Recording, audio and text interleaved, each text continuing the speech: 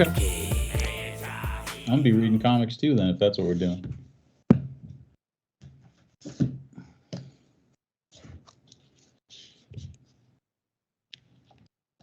I'm the only one without a comic at the moment in time. Okay. No, I'm just playing. Unknown. Oh, yeah. Yeah, because look, destroy all opposition. This is the questionnaire. Yeah, and look, I know with Erica's episode, I guess, right? Well, we on like episode, I think like 28, right? I am the unknown factor. Yeah, you know it's that quest. You know, I got my alien brother JD Day Hardaway in the house. What up, everybody? How y'all doing this evening? Wait, hold on. We'll get He's to our reading guest in a something. moment, but can you angle that up a little bit for me, Tony? So, Oh yeah. all right. Oh, look at that. You just made my boys day, man. Right? It is Tony That's my Fleecs in favorite the comic book house. company. You know, wait. Did I get your last name right, Tony? Fleece. Fleece. Valiant's my favorite. I was close. I'm a big Windsor Smith guy. I don't really care much about Valiant, but this thing is very beautiful to look at, and colored by the great Janet Jackson. The colorist Janet Jackson, not the same. Pop star Miss Jackson. That'd be kind of cool though if she could color like that. I mean, I don't doubt that she could. She probably could work an airbrush. She's very talented. She's an artist, you know. All right. Well, firstly, we got Tony Fleecs in the house. Tony, it is a pleasure, right? I thank you for joining our quest, man. We're gonna get into all kind of madness, right? Because, man, I can't lie. I just sped read like a motherfucker before this show started, like hardcore sped read, as well as have had some time to appreciate some of the art you've recently done for Doug Wagner, which I'm.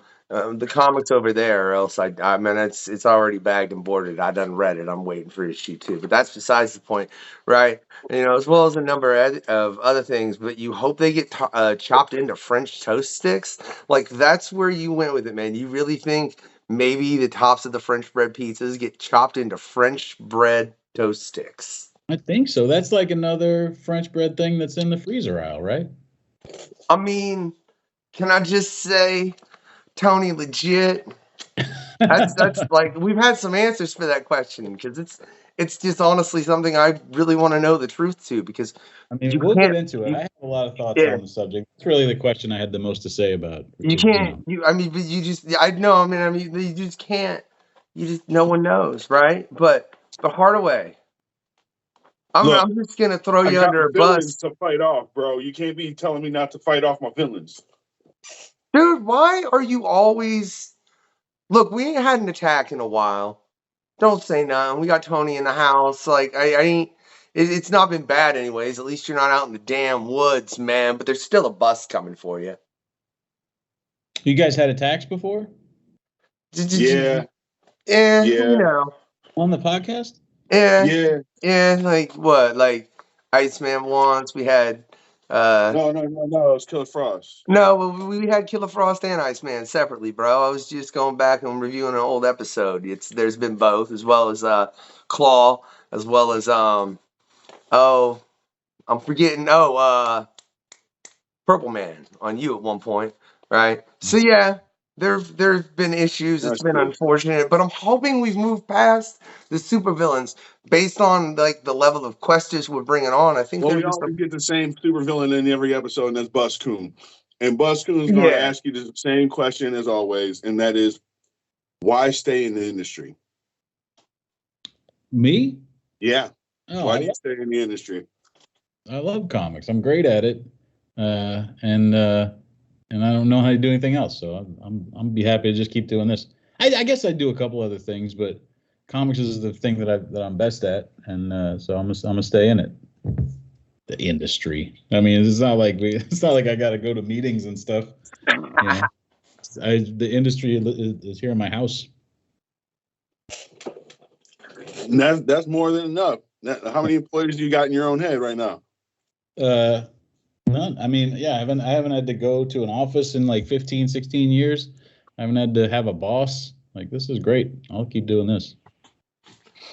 And can I say, man, like, I think you in my opinion work for one of the better. I'm gonna get in trouble saying shit like this, especially when we're bringing on all kinds of people from Marvel and we work for DC and all this. And I mean, I know there's somebody else that like we can get into issues in the industry to no end, but I feel like you work for one of the companies that's known for being better to creators, that being Image, or at least you work with them a good deal. You know what I Yeah. mean? And I think I think that's true. Do you think there's a thing in the industry as far as when people are working on that level? Like, do you think there are certain people that go in and they think, oh, I want to work for the big two? You think there are other people that go in and they're like, I just really want to create something original, which, dude, really, Time Shopper? And really, that's the one person he saves? As a hip hop artist, Tony, you got me with the dude that he saved. I was like, really, you got Pox back. Like everybody, he couldn't kill Hitler, he couldn't do none of that, but he was like, hey man, yo, spoilers for anybody that ain't read this, by the way. Everyone. Yeah, that Suge Knight guy, you might like. Kind of shifty. I love Uh, it, but what do you think of that as far as when somebody's stepping into the industry? And what was your thought for that matter? yeah, I have answers for this. Yeah. You're right. There are some people that come into comics and they want to, like, their dream is to like write or draw X-Men or Superman or Batman or so, like that's what they're doing. Then there's another, like I tend to come from another side of it that's more just like I love to tell stories and I like to tell them in this format. Like comics is like the format that I fell in love with when I was like learning how to read and like when I was a kid spending time reading and like getting into stories and stuff. It was comics that I was reading, but I never thought about it in terms of like, well, if I wrote, X Factor, this is what I would write. I always thought of it as like, well, if I wrote a story, it would be this. So I think uh like that's the side of it I come in, and that's why Image Comics is great for me, because they're just interested in like people telling original stories and coming up with like brand new stuff, which is sort of where I'm at. I get stuck a lot of times when it's like, what would you do if you had to tell a story about, Cyclops or something? It's like I could figure something out, but I don't have like I have friends that have like just a folder full of ideas, or you say like Jimmy Olsen to them, and they're just like, oh, you do this, blah blah blah blah blah. Like for me, it would be a lot more sitting around thinking about it. My stuff tends to be more like conceptual. Like, what if it was a character? Like, it's not necessarily about like a character or a hero or something. It's like a person in this situation, or what if this happened to this type of person or character. So I gotta know who inspired you for oh man, I just sped read through it, so I hope I've got the character's name right. In Gus? Or no, that's the person that's calling him all the damn time, isn't it? Time Oh, Chopper. on Time Chopper. Yeah. Oh yeah, his buddy Phil. Okay. Yeah, no, Time Shopper is basically like wish fulfillment fantasy stuff. Like it's like, what would I do if I had a time machine? I never think about it in terms of like what good I could do for humanity. I just think about it in terms of like, wow, could go get like a Millennium Falcon from Hasbro right when it came out, and keep it in the box and have it nice and stuff, and it would just be in my closet somewhere and be perfect. And you apparently would want every copy of Action Adventures 15 you could get your damn hands on. Yeah, Amazing Fantasy. Yeah, look, like I remember being a kid and looking at the wall in comic shops and not thinking like I should save up money so I could buy those. I would always just think like, if only I had bought those when they first came out, which is probably why I bought like all the bullshit nonsense comics that I bought when they first came out, because I was just like, well, at some point, you never know, it's going to be on that wall. Hey, look! I'm hoping that plush issue 1 Tony Fleecs cover really like here in like 20, 30 years. It's like, bro, man, like look That's at that. a safe bet. Yeah, they were like, we need somebody that does cute and disgusting in equal measure, and they got it. They got me. Look, I'll probably, because you're doing a variant on every issue, right? Mm-hmm. Okay, that's what I thought. Look, I can't lie. I'm an OG Spawn fan. I had to, for the issue 2, get that variant. But short of that, I'll be getting yours. Yeah. That's fair. I'm not going to argue with you there at all. Yeah. Yeah, no, I got some good ones off in that. I finished it last month because you got to turn them in like 2-3 months early. So I'm all done with the run now. But that was a super fun thing because it was like I would do my regular stuff, and then at the end of the month, every month, I'd be like, all right, draw something disgusting with cute plushy animals, with furries. I wish that honestly all of that was out. So, like, had you read everything before you did the covers? Like, what did you know when They going sent me into the first issue and like a synopsis, and then they sent me, I think the artist on the book had already done covers and art for the first couple of issues. So there's just basically like, here's the characters and here's sort of what the vibe of the thing is. And then it was just, so it's never like story specific. What's on the covers is more just sort of like what the vibe of the thing is, which is what I like to do anyway.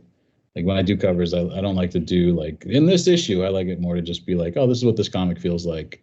Like on Stray Dogs, the covers often didn't have a lot to do with what was going on inside. It just sort of like what the feeling was. Hardaway, I swear I'm gonna let you ask something eventually, but just start reading Stray Dogs, Wally, because I know you didn't get into it. But look, that's in my whole box at Comic Book University, right? Like it's been the graphic novel, the first one's been sitting there, and then I was like, oh shit, Tony just sent it. I'm still gonna be picking it up as well as the second one.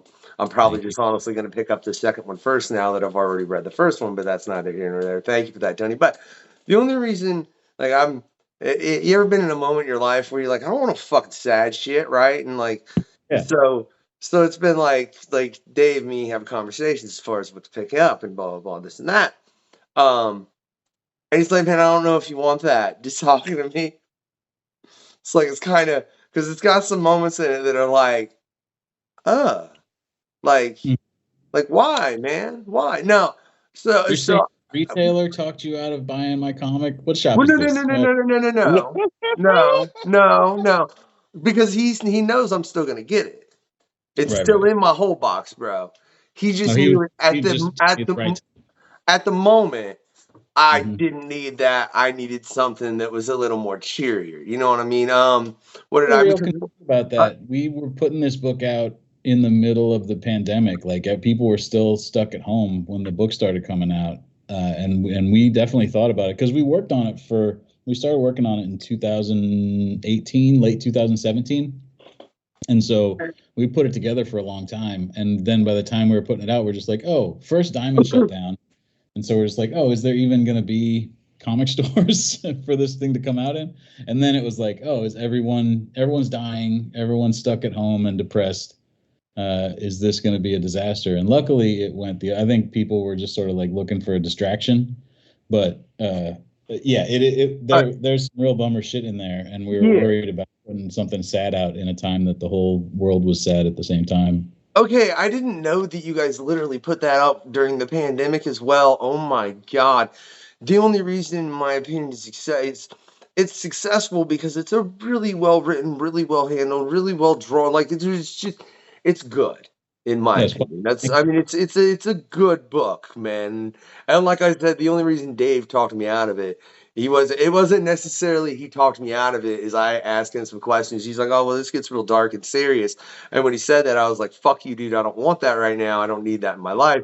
I was like, put that in my whole box though, because I am gonna end up getting it. I'm just not gonna have it today. What made you be like, I'm gonna take and take like Disney style dogs and put them in that situation? Well, when I thought, it basically came about that I thought of the idea of having a serial killer who kidnapped people's dogs, and from there I was like, that's interesting. And then I thought like, all right, well then we would tell it from the point of view of the dogs.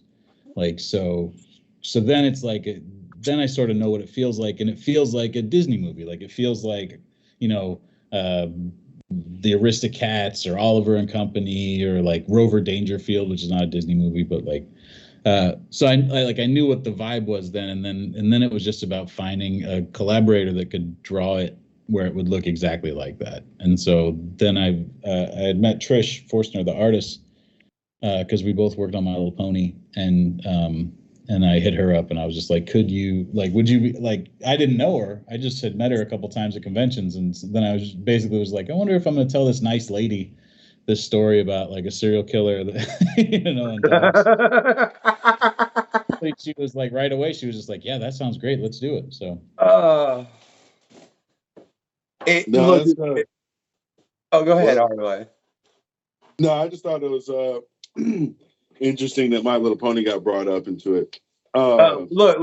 We'll get one moment. I agree, Hardaway, but that's, dude. It's I really, for anybody that out there that ain't checked out Stray Dogs, there'll be a link in the description to find all Tony's work. Check it out. It's a very interesting perspective to have on a serial killer story. You know, like it's a very interesting, very unique twist on a story that's been done 1,000 times. Yeah, and right? That's sort of like when I had the idea. A lot of times I'll sit and think about stories for like 10 years, you know, like I'll write stuff down and keep notes and sort of like compile stuff. And when I had the idea for this, and I was just like, oh, I don't think anybody's done that. So I sort of moved a lot faster because I was just like, oh, this is interesting, and nobody's ever done it before. So I was excited about that, and I was happy that we sort of were able to make what I think is like the best version of that. You know, like this is what this thing is, and we presented it, I think, exactly like how it's supposed to be. I don't even want to spoil a lot of that for anybody out there that's watching this interview that has not read it. I like I said, I literally just sped read it. I'm not gonna lie. Right before this interview, I was like I'm just mad because, you know, time is finite, Tony. You ever have to be on that pen and be like, God damn it, I gotta finish this, and oh shit, I fucked that sketch up a little though. You know, that's why I couldn't remember the name of it. Yeah, that's why I couldn't remember the name of the character in Time Shopper. But that's neither here nor there. You're talking about things that have never been done before, which Stray Dogs, for everyone watching, is definitely one. I definitely recommend that you pick it up. Let's do something we ain't never done on the questionnaire, because you did bring up My Little Pony. Hardaway? Oh. One moment, Tony. Okay, all right. I'm interested. Yeah, do something a little different. Okay. Hardaway, what's happening?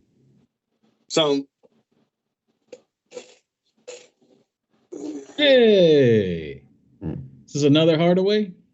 This is my daughter. Her name's Dandy. Hello, Dan. Nice to meet you. I'm Tony. Hi. I bet you weren't expecting that the person that makes My Little Pony to look like this. It was surprising, I bet.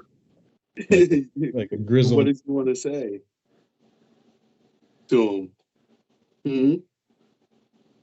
No, what did you say? Thank you. She said thank you. Oh yeah, of course. You're welcome. Don't thank me yet. There's still plenty more My Little Pony to come. Yeah, she that's a cute kid. You guys watch the show? Did you read the comics? We watched the show. She has some comics coming in. Because she's starting to pick up on words herself. She's 4. Nice. And we got her learning how to read, so she's starting to pick up some words and stuff like that. So I'm getting her My Little Pony comics and some of the old Donald Duck comics and whatnot, because, you know, yeah. I personally love Donald Duck. But we had kids. I met like 2 people at signings for Stray Dogs that had been kids that read My Little Pony comics, learned to read reading My Little Pony comics, and then came to get Stray Dogs comics signed. That shit was real crazy. Oh, that's awesome. Well, you definitely have another fan right there, because she's all about it.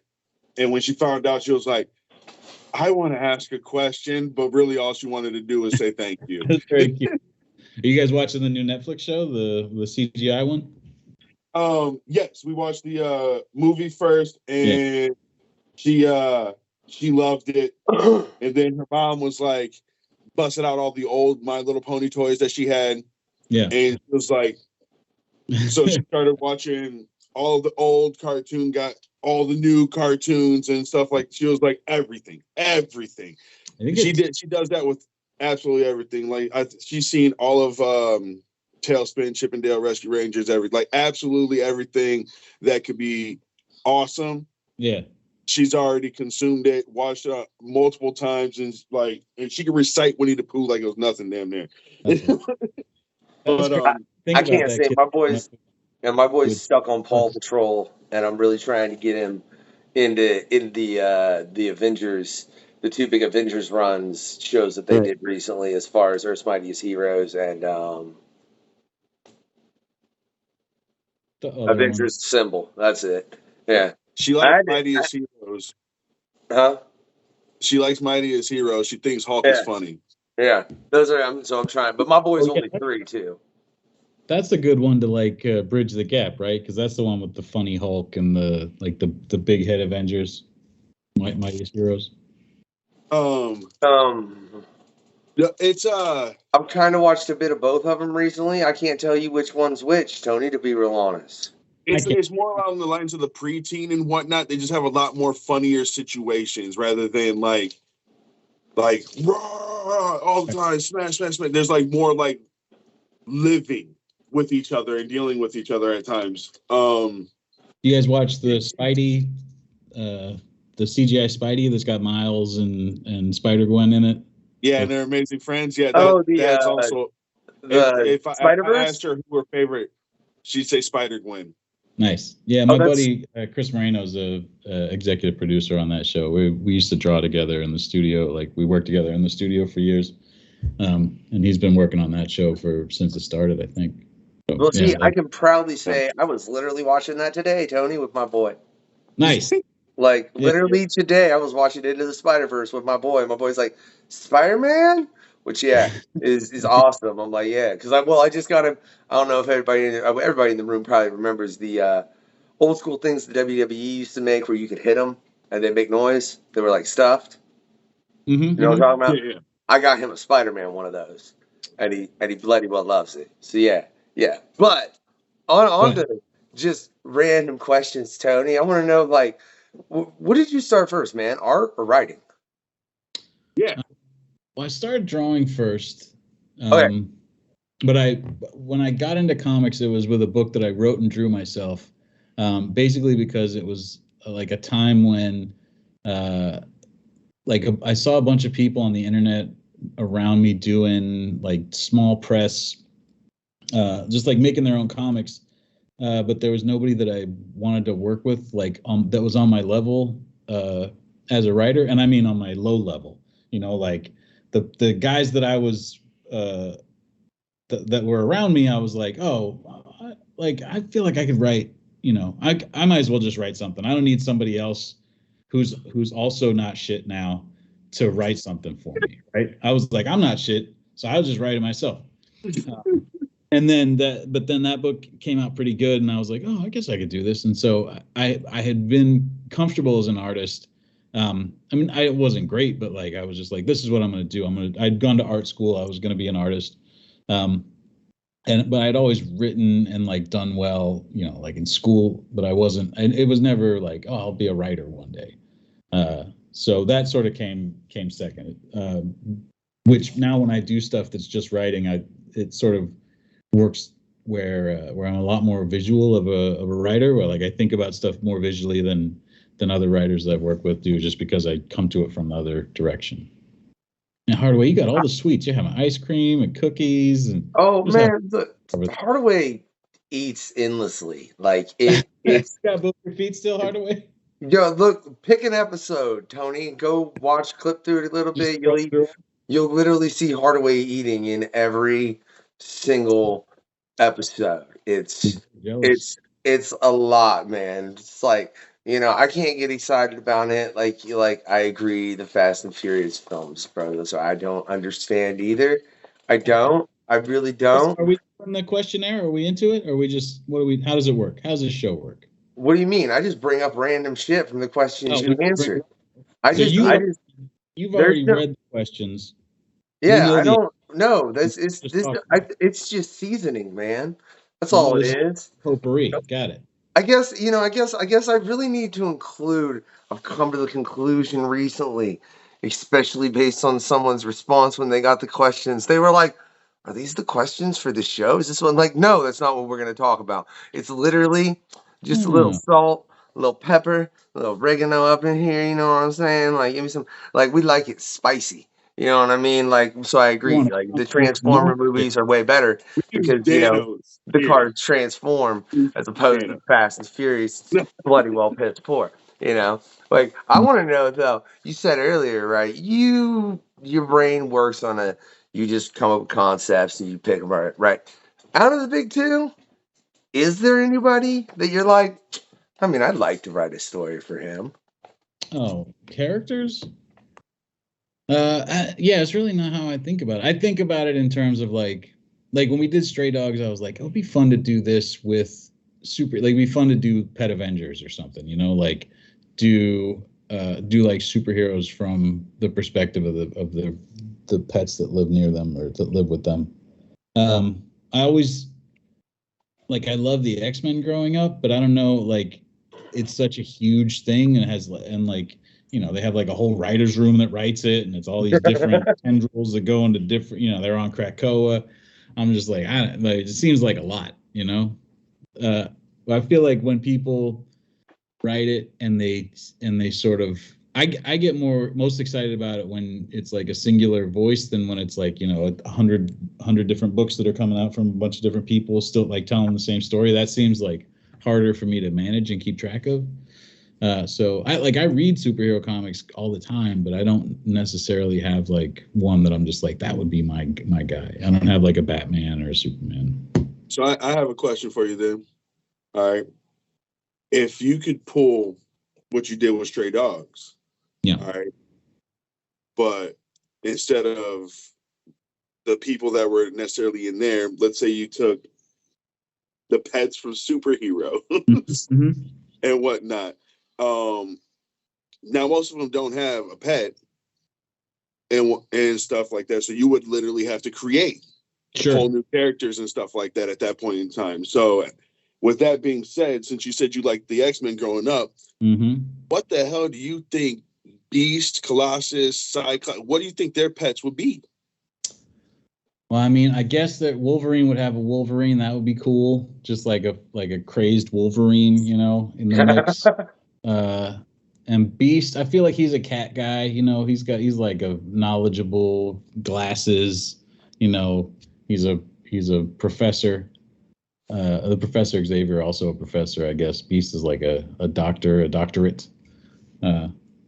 Colossus, I feel like that's like he's got like a rhinoceros or something, you know, or like a lion, or, you know, because he could something gnawing on him that can't get through. Yeah, he can just cuddle around with it and stuff, and you know, yeah, I feel like that's something.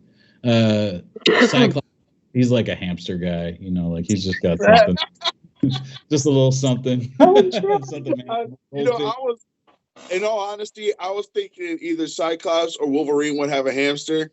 Mm-hmm. You know what I'm saying? Like, can you just think of Wolverine having being, just and whatnot? I think that would be hilarious, especially since Wolverine's known to have a soft side. Yeah, for sure. But him having a rabid Wolverine as a pet would be hilarious too. Yeah, just like Colossus, like he's got that healing factor. It's like, you know, that Wolverine could freak out on him all the time, and it wouldn't matter that much, you know. Sort of. It'd be better if you had a honey badger. I'm sorry. Yeah, they had that character honey badger, right? Didn't one of the like Wolverine clones? I think so. Like in the X-23, they had a character that was honey badger. Oh, yeah. God, look, there have been so many versions of. I think I'd have to check, man, but there was a honey badger or something. Tony, you're right. That can never be a superhero. I'm sorry. Like anybody who ever has a name honey badger can. look, man, it's hero. They are not heroes. It's the X-Men. They've done oh my gosh, they've done so much, right? They've done so much. It's Honey ridiculous. Badger is a clone of X-23, so like a copy of a copy. Sort of like remember Wild Child in the like Age of Apocalypse? It's like the X-23 Wild Child. Hey man, Jesus, look, that's don't horrible. like I love the Age of Apocalypse. No, can I get the vibe though that while you do kind of like to read those events, right? I get the vibe that you wouldn't want to work on one of them. That's right. Yeah, you're right. You're like, look, I don't want to write the next like, no, fuck that noise. Crisis That on. all of that right there. Nah. No. I mean it like that. Like if that's, I feel like some people are writers like that where their gig is like they get into a place and they collaborate with people and they're just like kicking ideas back and forth and we could do this and that. Okay, I'll handle this part and stuff. That's like collaborative teamwork type stuff.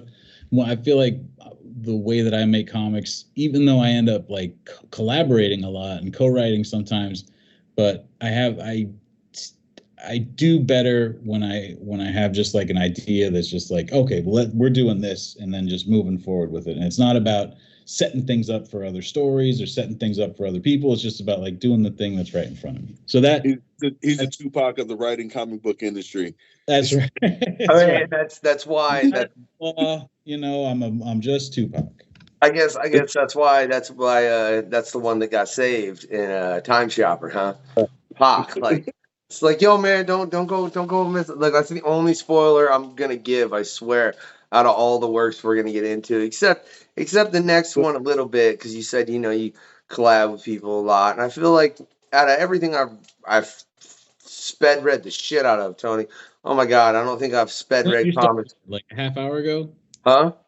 Did you start reading these like a half hour ago? Was it like when I texted you? It was like, I didn't get to the end of Time Shopper, and I close. If you got the Tupac, it's like 10 pages left. I know. No one's noticed. No one's noticed because there was not a break in shows. But we took 2 weeks off of the questionnaire. Right? Mm-hmm. I'm not going to tell you when those 2 weeks were. I'm just going to say we took them off, and nobody knows what happened. Yeah, right? There was stuff. But on the note of collaborating, man, I think out of those 3 books, the one that has more that universe feel would obviously be Local Man. I mean, it brings up, why don't you go join Brigade or Cyberforce, which I think is hilarious. Like, I'm not even cybernetic. That was so hilarious. Real quick, Cyberforce had its 30th anniversary just a while ago. For everybody out there that don't know, check out Matt Hawkins' interview, which was episode 1, but it's episode 2 because you ain't finding episode 1. But Hawkins a gentleman and came on twice, but that's neither here nor there. You can check that episode out. Yeah. It's like I said, there is no episode 1, man. Go look for it, Tony. If you find it, I'm gonna be like, what? I might find it. I have my ways. Dude, if you find episode 1, I'm gonna be like, what are you, a wizard? What the hell? But in the Local Man, I mean, you did something so interesting in the Image universe, in my opinion, because you're making a very local story about someone that was a superhero. What like, I don't think I've ever seen a superhero book quite like that, where someone's like, hey man, you've been served. You can't use a shield like that. Like, they just served him paperwork for using a garbage can in a fight. Yeah. This actually happened. Right? Yeah, that was sort of what was exciting for Tim Seeley and me about this idea was, like, we wanted to do something that celebrated what we thought was super cool about Image Comics in the 90s, like the energy of them and like the creativity, and just like they felt so immediate. We're about the same age, Seeley and me. And so we were teenage boys when those comics were coming out. And so they were just like the fucking coolest thing you ever saw. It was just like everybody was just ripped and they just had the biggest laser guns and just like the sexiest girls. And so like, it was just like, oh my God, like it was so cool, so serious, like Spawn was just like the most serious dude you ever heard of. You're just like, oh man, this guy really he's got a lot of feelings, or like you're trying to figure out what the Max means. You're just like, I think I love it, yeah, I think exactly. I love that. Tony, you're right. Like the Max. I think I love this, man. I'm not like I'm not I'm like I think I might be wrong when I'm saying that, but I think I love this. The fuck is going on?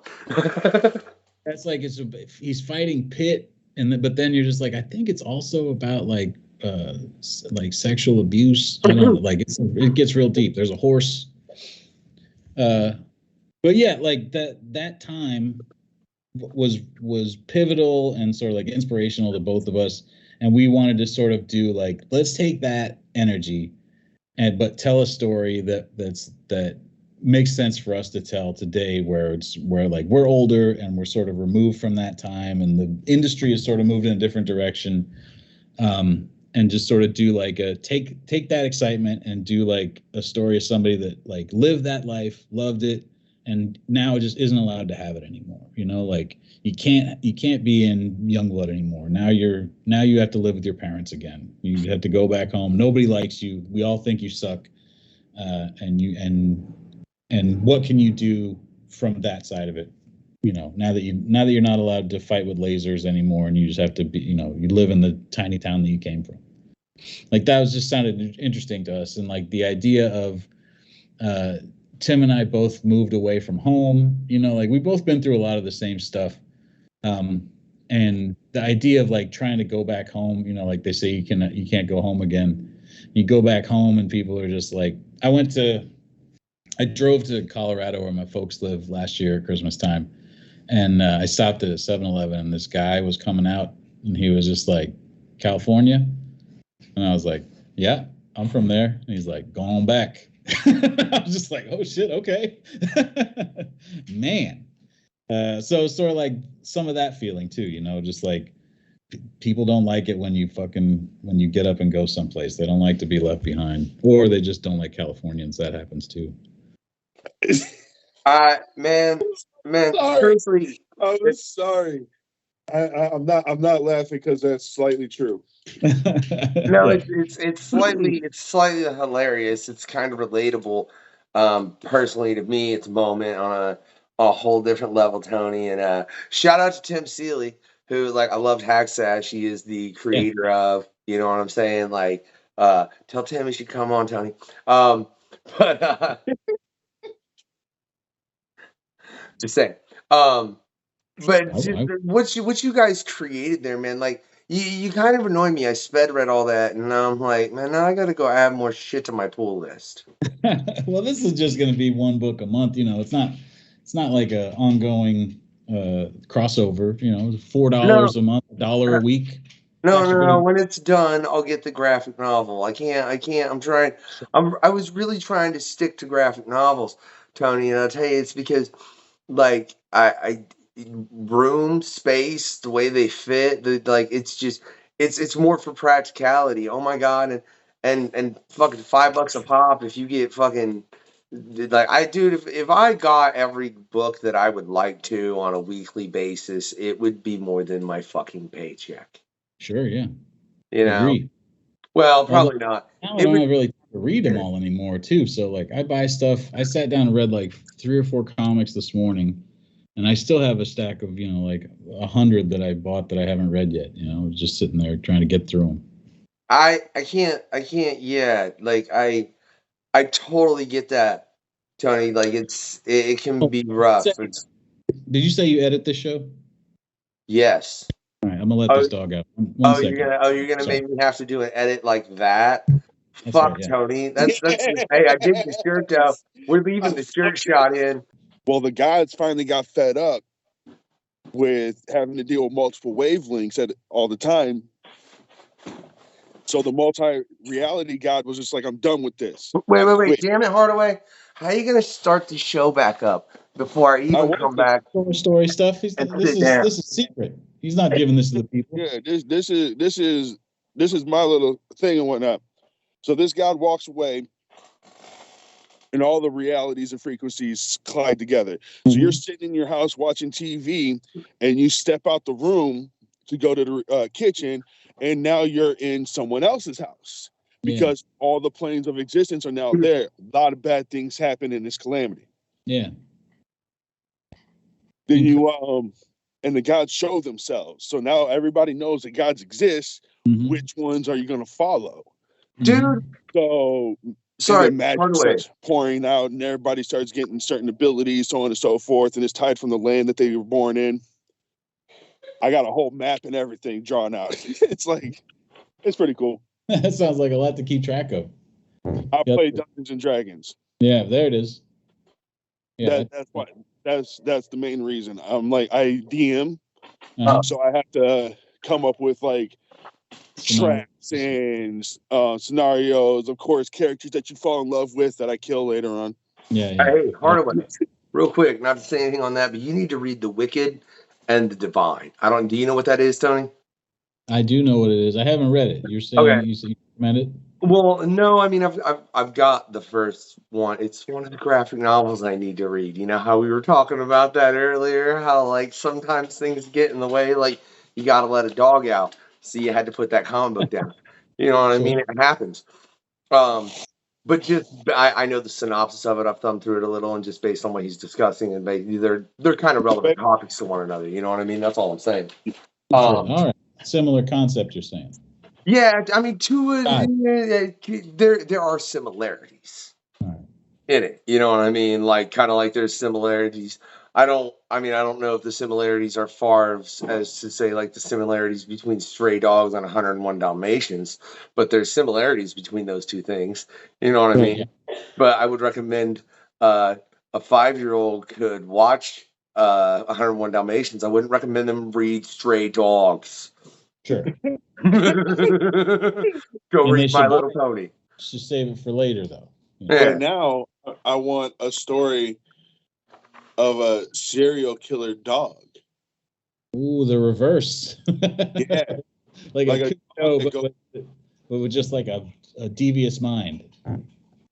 He's out of control. He has to kill, but he also just like plots things out and yeah. Let me just ask you, man. So and for somehow, some way, has a honey badger helper that helps him. You know, the cops are just like, they're just like, this guy, I don't know how he keeps eluding us, and the dog just like standing there in the corner.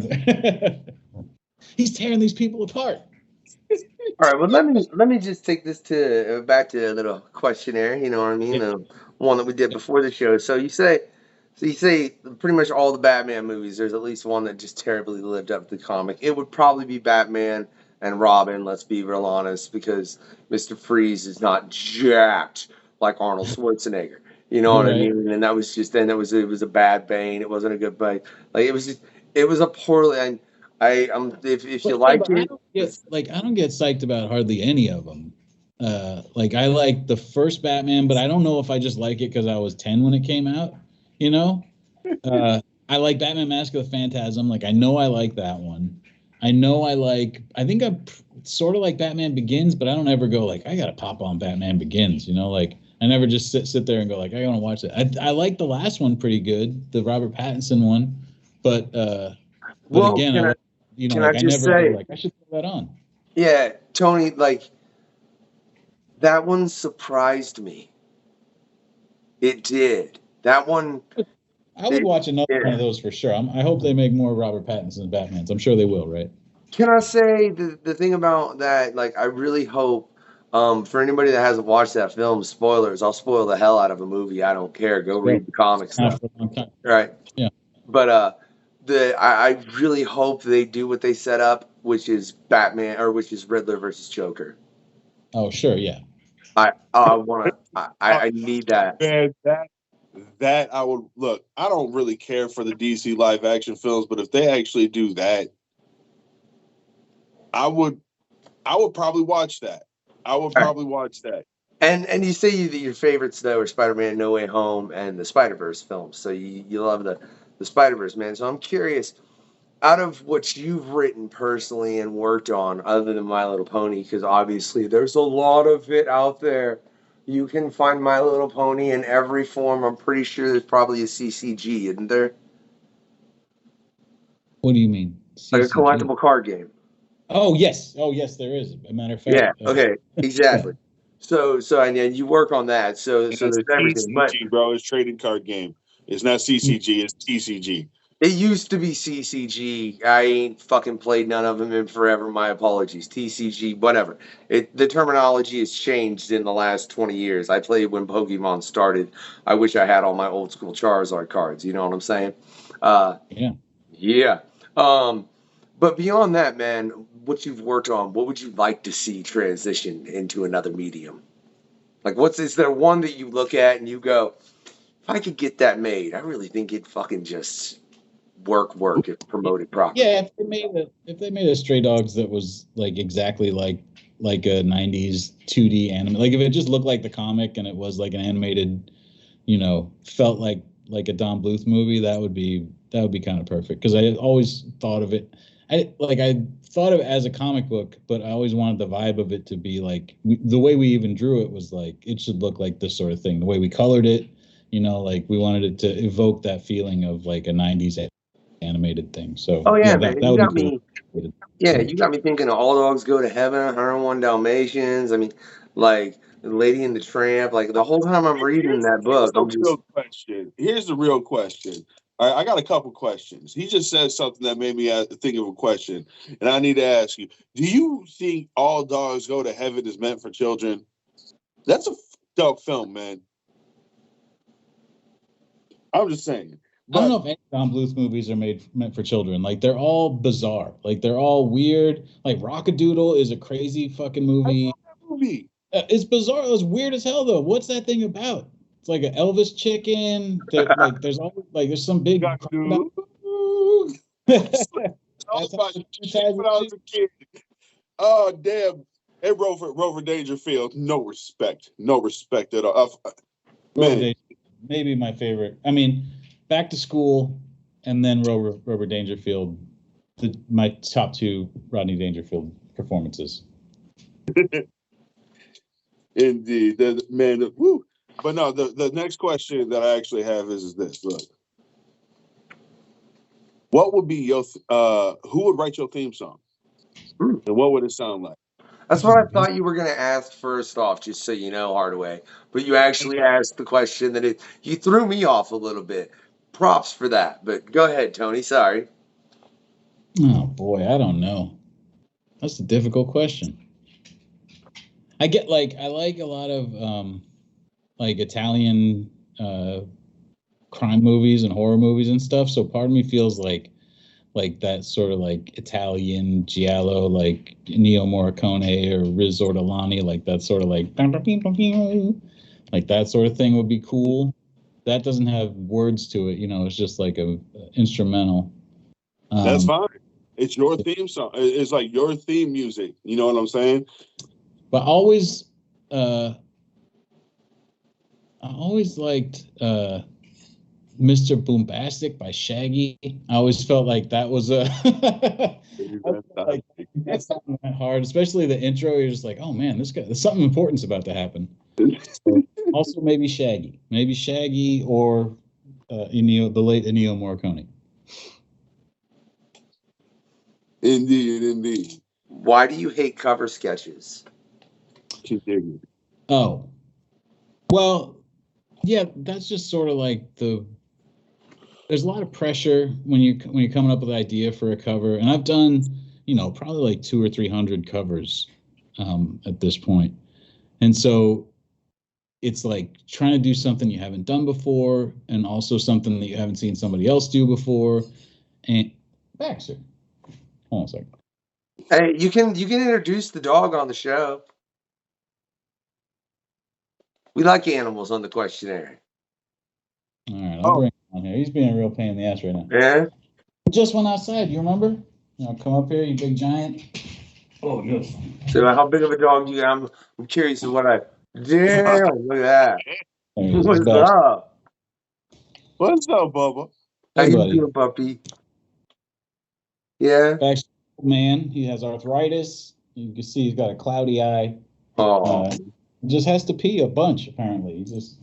He really wants to go outside 2 times. How about you go in your crate and then we'll go outside once I'm done with the questionnaire? How about that? Yeah.